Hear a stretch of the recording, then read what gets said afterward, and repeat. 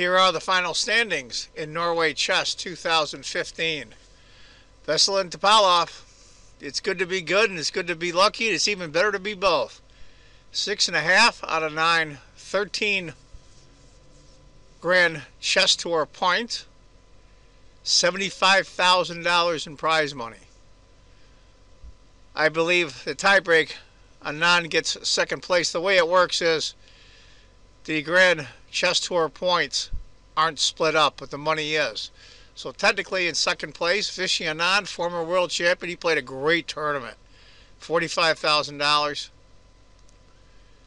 Third place, my buddy from the U.S. who played great chess as well. In fact, one of those two guys should have won this tournament. Topalov is just having an amazing tournament. With 6 out of 9, with $45,000, not bad for a week and a half's work. Anish Giri in fourth, 5.5 points, 7 points towards the chess Grand Prix. I should say Grand Prix, but Grandmaster chess total. Fabiano Caruana and Maxime Vachier-Lagrave tied at 5th and 6th, 22,500. Magnus Carlsen could be the worst tournament he's ever had, ever. He even lost to his compatriot from Norway, Jan Ludwig Hammer, in the last round. 3.5. He gets 15,000. And tied as well is Alexander Grishuk at 3.5 with 15,000. And the bottom, number 9. Who would have thought this? 11 Aronian, 3 out of 9.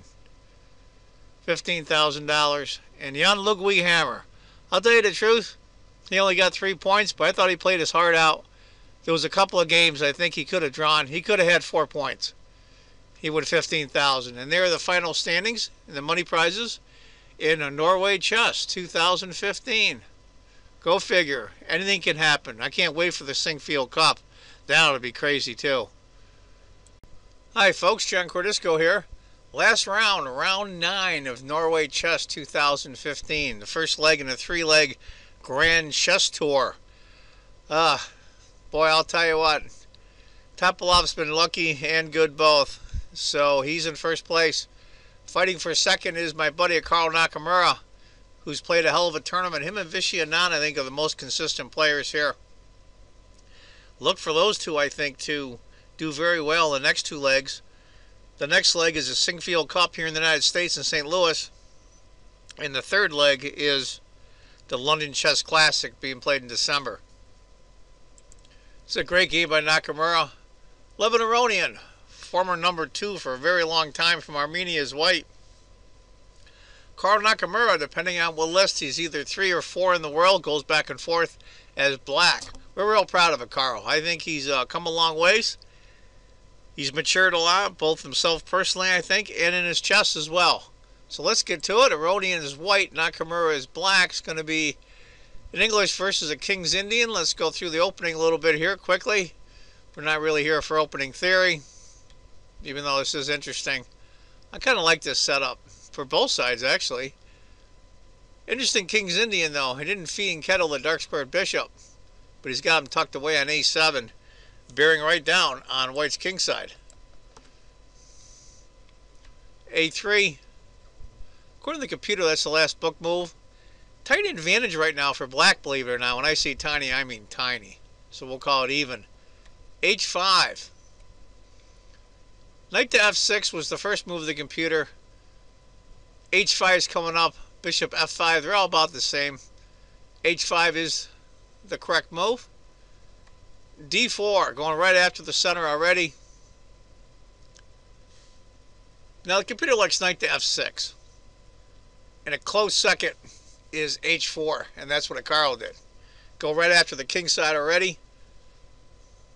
It's going to be interesting if he castles queen side. I really don't see him much of a queen side King's Indian. b4. He's going to make sure he doesn't castle on the king side, trying to get a pawn storm going there. Knight comes up. Finally developed that knight. I think he put him on e7. He doesn't want to block the f pawn. c5. Trying to break up black center, and also at the same time gain some space. He's got quite a bit on the queen side. Bishop f5. Now you see this a lot, especially these top games from grandmasters. The fact of the matter is, we always capture, us amateurs, the pawns. Well, look at these guys. They're leaving the tension here. The tension is here, and it's still there. And they leave it because they don't trade unless it's their advantage. Bishop b2. Queen comes up. Looks like he wants the castle queen side. If he had taken the pawn, after b takes, e takes, knight takes, e takes, entirely advantage for black, but it opens up the position a lot. After queen to d7, queen to b3, getting that queen, even though it's not open yet, bearing right down on if he castles long. h3, shoving that bishop back, but he goes to f3 instead. E takes d, knight takes d, not e takes. Because after pawn takes, knight a5. And that's pretty good. That's pretty good for black. After knight takes, bishop g4, just about forcing the trade, queen takes. Now I like Carl's position a lot. The computer shows a tiny advantage for white after knight takes knight, but I do like Carl's position. I do. I know he's backed up a little bit, and it seems like white has a lot more center, but I think Carl's got a lot easier position to play. He plays knight takes, and then queen comes to d1. Now he's threatening, of course. Pawn takes pawn, queen takes. Getting him in a lot of trouble. If he goes queen to g6, defending that pawn, c takes, and black decides to castle. And that's a good time to castle, because we can see, of course, pawn takes, he loses the queen. If he hadn't castled, queen takes, pawn takes, knight e4, that's going to be a big pain in the behind. Now he's got two pawns. This pawn is in pre, and so is this one. So, of course, that's why he didn't do that. After castles, this is where I think Aronian messes up. Now, the computer gives him a double question mark. I don't think it deserved a double question mark. It just said white loses the initiative. He goes rook to c1. And it jumps from basically an even game to almost a 2-point advantage for black. Should have went queen to b1 instead. Try to trade the queens off, and after the queen goes to h5, pawn takes, king takes, queen to e4. I think he would have been a lot better served. But he decided to go rook to c1. And Aronian is a great player. I don't know how he missed that. Anyway, rook takes, queen goes to c2, queen to h5, and I think white's losing the thread. Black's king is very safe. White's still in a bad place. His king. Queen to e2, trying to get rid of the queens desperately. He goes knight to e5. Queen takes. Now look for a move. Instead of rook takes h5, retaking the queen, what's a better move for black? You know, if you can see it or not. Knight to d3 check. Hell of a move by Carl. If he had played rook takes, king just goes to e2, and the game is even and white is fine. But after knight to d3, the king moves, knight checks, and you notice he can't come across because of the rook. He's forced to play rook takes. Now technically, black is up the exchange, but he's in a lot more trouble than that. g4 to chase off the rook. Rook to e5. Here we go. Look at this. We got all the pieces in play on white's king. We got the bishop, the rook. This pawn's covered in an escape square here. I think white is doomed. Rook to g1. He's got to do something. Rook to e8. This comes back. Computer like rook to g6, bishop d4, and rook to d8, c6. There's a lot of choices here. Carl decided just to move the rook back and keep the pressure on. Rook to g3. Gets the rook out, attacks this pawn, and at the same time defends this pawn. That was a good move. Bishop d4. Of course, you can't take because of the pin on the pawn.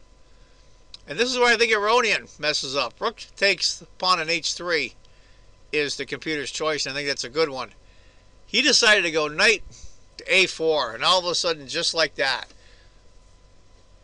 white is doomed. If he had taken the pawn after bishop e5, knight, bishop, knight takes, it's still bad for white, but not as bad. But after knight to a4, bishop takes, knight takes, rook comes over. Now that rook is in a real bad place now. I thought it was a good place on g3.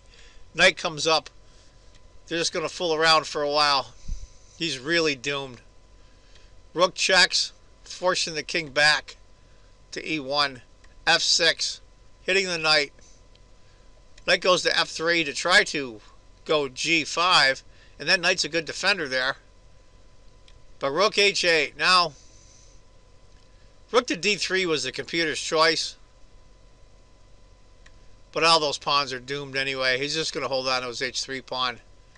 g5, rook to a2, knight, rook takes the pawn,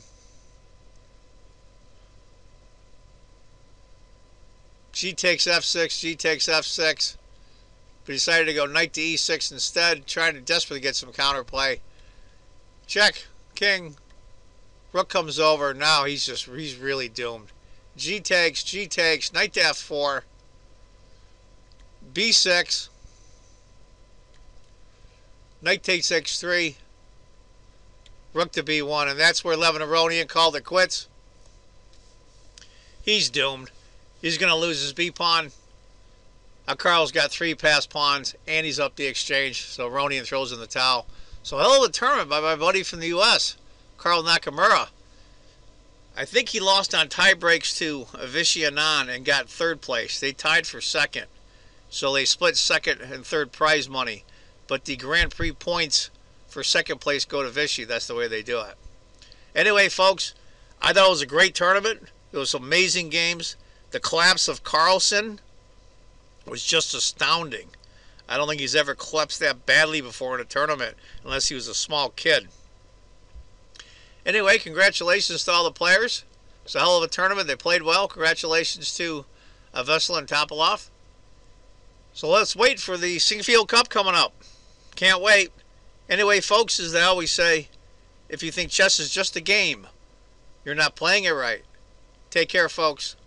Bye-bye.